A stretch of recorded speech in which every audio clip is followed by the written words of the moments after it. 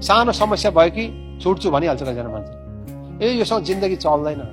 विवाह गरेपछि थुप्रै कुराहरू तपाईँले अप्ठ्यारो समयबाट तपाईँ जानुहुन्छ, तर धीरज धर्नु जरुरी छ। धीरजले परिपक्वतातिर हामीलाई डोर्याउँदछ।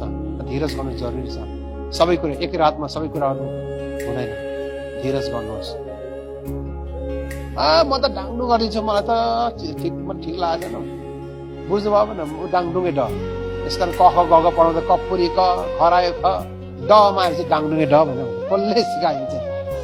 नेपालीको क ख नै त्यस्तोबाट सुरु भएको छ, डाङडुङे डबाट। त्यसले होला नेपाली श्रीमानहरू केही समस्या भएको परिवारमा डाङडुङ गरी हिँड्नु। धीरज छैन। यसको एउटा गीत म सानो हुँदा एउटा कुनले कम्पोज गरेँ यो गीत, बाउ मादले आमा मारुनी छोरा छोरी बाल्डाङ बुल्डुङ दिन लाग्ताले भन्ने। अहिलेसम्म कम्पोज गरेको सबैभन्दा नराम्रो गीत यही होला, मलाई अहिलेसम्म मन परेको छ।